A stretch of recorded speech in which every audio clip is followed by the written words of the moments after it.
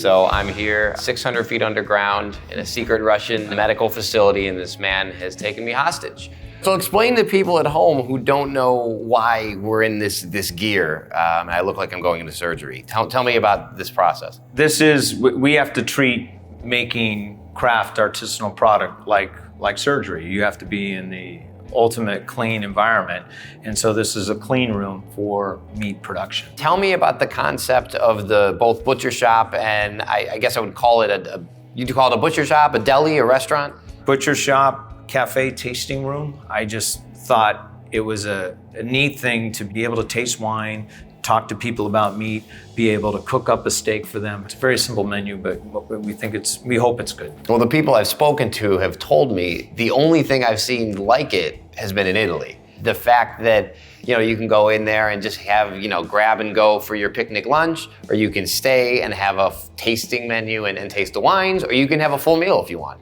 I'll flatter you a little bit and say that your family is wine royalty up here in Sonoma. How did this all come about from that? I had the opportunity in 2012 to go to Italy to meet Dario Cecchini. We had lunch at his restaurant. Dario's so magical and so energetic. I just asked him at the end of a long lunch after many glasses of Chianti, I asked him if I could come intern. I learned to cut the Italian way, break down beef the Italian way. He taught me the importance of utilizing the whole animal. He instilled in me that we have to make recipes from our area. So the sausages in the shop, most of those are local recipes. Half of the salumi we make are from recipes from this region.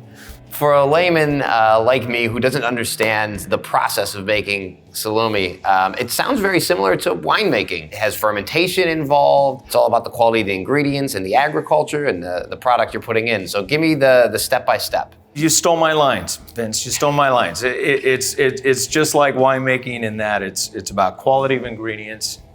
It's about creating a spectrum or layers of flavor and palate weight. We cut our meat, we cut our fat, we mix our spices, we add in the bacteria, and we add a small amount of sugar. The sugar feeds the bacteria that causes the fermentation. We're among the lowest in the country at what we ferment at.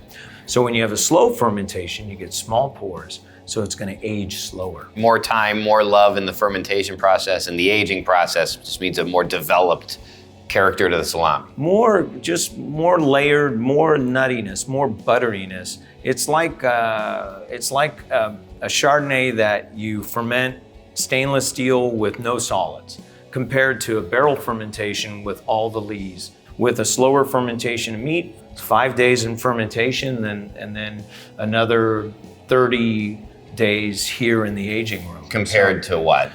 A lot of the industry can make a chub like that in 12 days. So I can't wait to try these. Thank you so much. Thank you, Vince. With our scavenger hunt complete, it was time to culminate our day by taking all of our ingredients and creating a true Sonoma County meal with Chef Adam. So we're gonna start with a very simple pizza: zucchini, cherry tomatoes, basil. You brought some aged cheddar for us to use as well, so I was thinking that would be a nice little accompaniment to that. All right, beautiful. Less is more with pizza, in my opinion. Yeah. So we got some zucchini over here.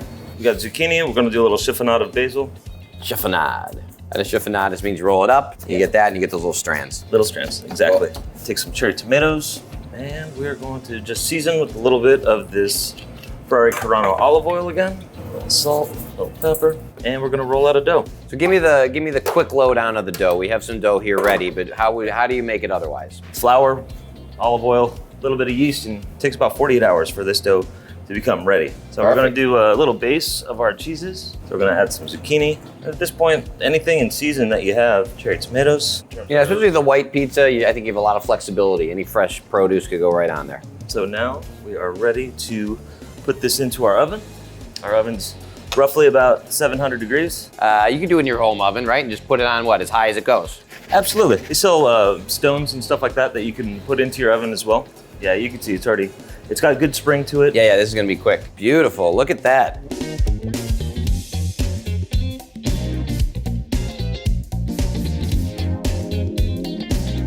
That's perfect. Absolutely perfect. So we have a couple wines to do with this, and I think they both work for different reasons. So this is the Fumet Blanc that I love it going with some of the, the acid cutting through the fat of the cheese, and I love it going with some of the green character we have going with the basil and the fresh zucchini.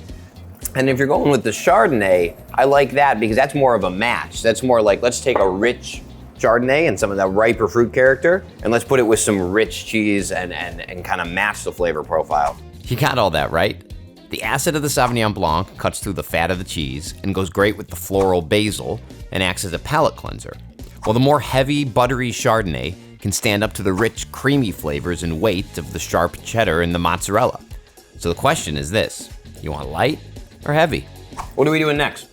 We're gonna make salumi. Salumi, I love it. So what's first? All right, so we're gonna get started with the peaches and andouille, and we're going to then heat this up in the oven, but before we do that, we're gonna wrap some figs with a little bit of our brown sugar, black pepper bacon. Do you guys do your own bacon?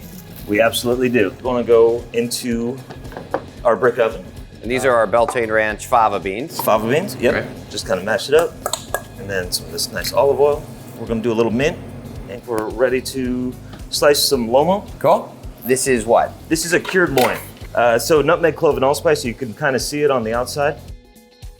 Put a nice piece of lomo right on top. These guys are cooking pretty good. And that's great because we get that salt with that sweet from the fig. Exactly.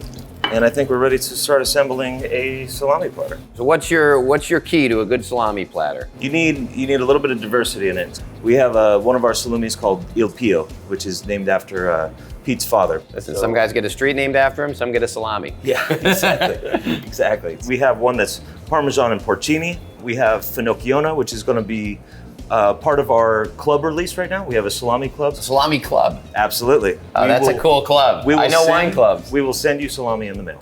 Definitely a whole muscle. Vittoria is going to be a Sicilian style, kind of with fennel and orange in it. Calabrian is going to have Aleppo pepper, a little bit of oregano and Zinfandel.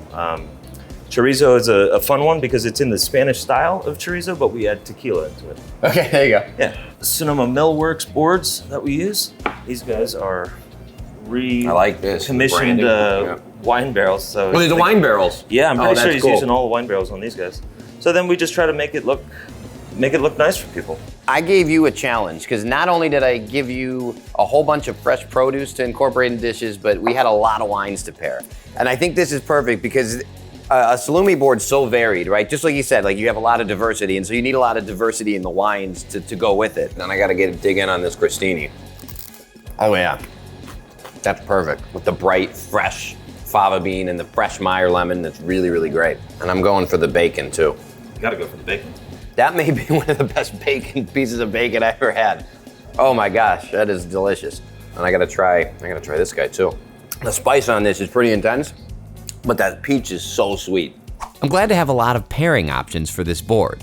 Anything spicy can't pair with high alcohol or high tannin because it'll enhance the alcohol flavor, so we'll drink the fruit-forward Pinot Noir with the spicy salumi.